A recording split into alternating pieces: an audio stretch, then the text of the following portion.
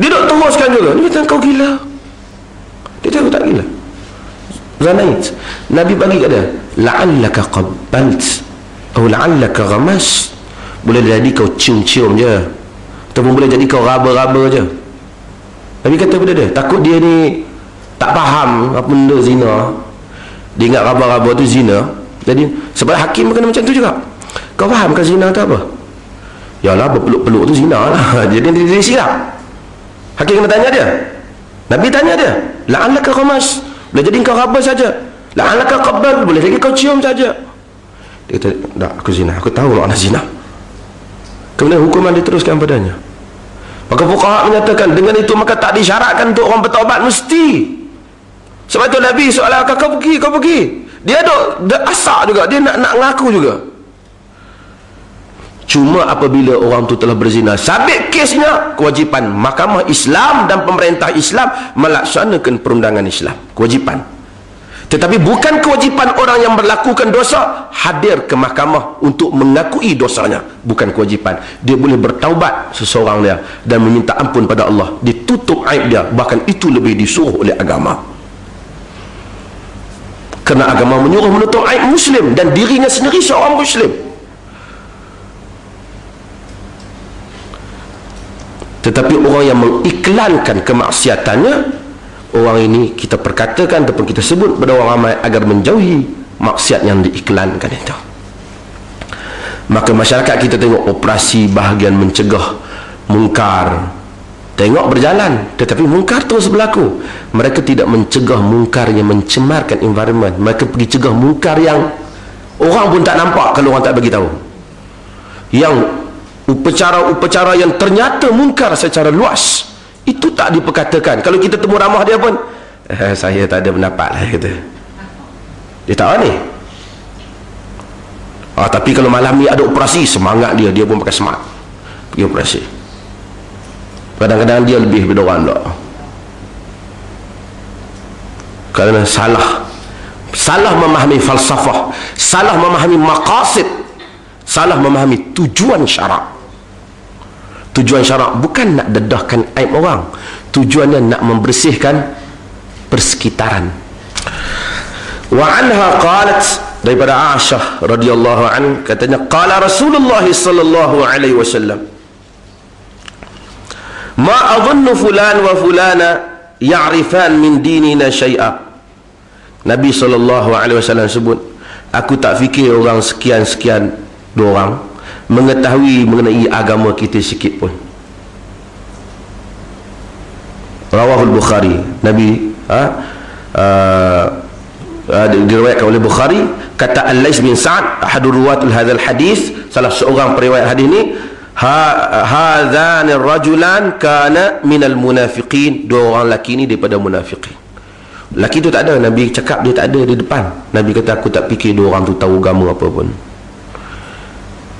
Ini semua boleh disebut, kita pun boleh sebut pada orang. Orang tanya dia, saya fikir awak jangan pergi belajar dengan dia tu. Boleh tak? Boleh kalau benar. Dia kata saya nak pergi belajar dekat orang ni. Saya kata jangan. Kita kata jangan. Sebab dia membawa ajarannya menyanggahi kitab dan sunnah. Tak baik awak nak kata-kata ke orang tahu. Dia kata tak, ini tak termasuk. Dia kata ini, bahkan ini perkara yang disuruh oleh agama untuk diberi peringatan.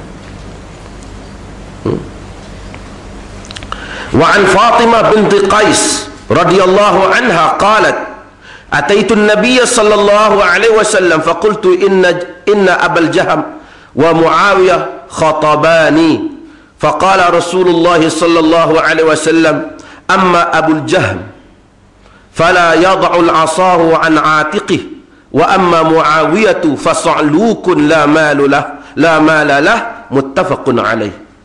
Dari Fatimah binti Qais radhiyallahu anha katanya, aku mendatangi Nabi sallallahu alaihi wasallam dan aku berkata, inna Abu Jahm wa Muawiyah khatabani, sesungguhnya Abu Jaham dan Muawiyah meminang aku. Dia mari ditanya Nabi. Tuan-tuan, sebenarnya di sini mungkin tak berlaku, tapi setengah tempat kadang-kadang kita tengok program apa di iklan, Orang lelaki kalau nak tanya boleh ada mikrofon, orang wanita boleh tulis di kertas. Kita kadang-kadang tanya, saya satu majlis, saya kenapa dia tak boleh guna mikrofon? Dia tak orang perempuan. Ini salah sebenarnya. Tak ada macam ni. Wanita yang tanya pada zaman ni, dia tanya terus. Seorang wanita tidak aurat. Cuma kalau dia membentuk suaranya dalam satu bentuk yang menimbulkan fitnah, kesalahan di atas suara yang menimbulkan fitnah itu, bukan soal aurat. Aurat ni maksudnya kalau dia cakap tak boleh. Tuan-tuan pergi rumah dia, Assalamualaikum, kak, abang ada tak?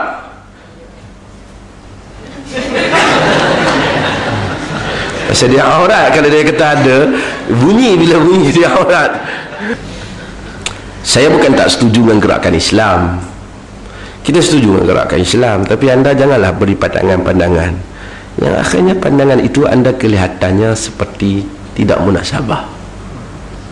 Bila anda ingin melarang orang masuk apa-apa pertandingan, jangan kata sawara tu aurat. Anda pergi kepada puan yang lain. Kemunculan yang seperti itu membawa fitnah. Itu tak apa. Bila anda kata suara aurat, termasuk suara isteri anda aurat. Bila kita kata Assalamualaikum, Ustaz dah tak? Kalau saya kena tulis tak? USM.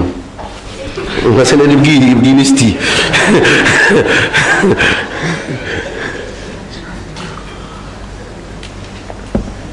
Orang telefon, Assalamualaikum, kita angkat.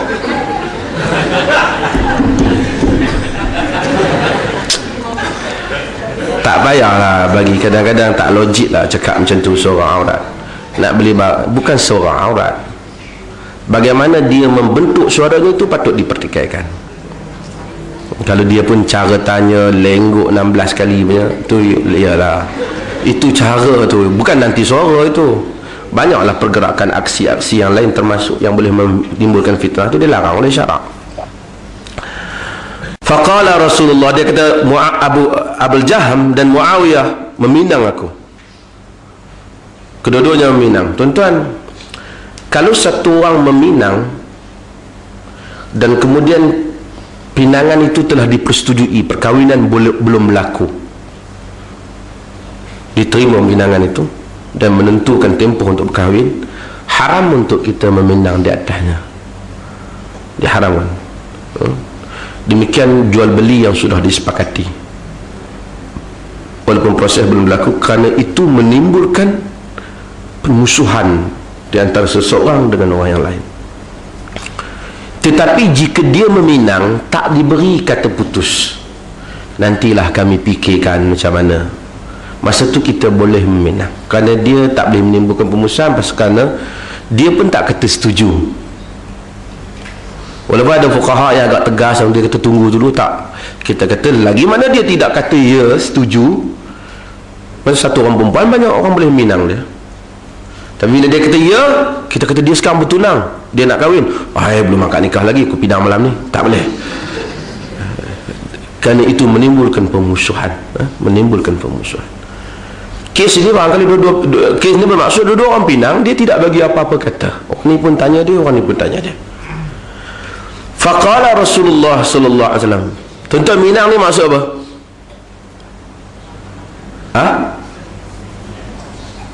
Mana? Minang maksud apa? Minang maksud melamar. Melamar maksud apa?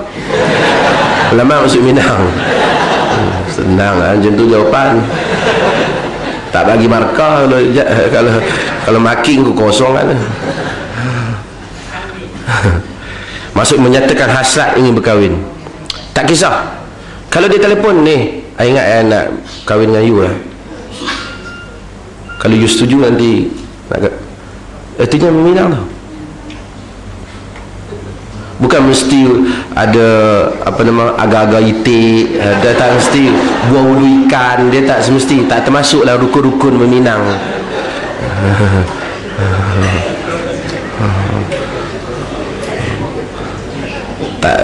Tak ada cincin pun minang lah. Kalau dia kata setuju ya. cincin ni adatnya tak termasuk. Tapi katanya kalau dia kata saya setuju lah, dan dia dah kata persetujuan nak berkahwin, maka itu artinya minangan. Pihak, maksud pihak wali setuju, semua setuju, artinya minang.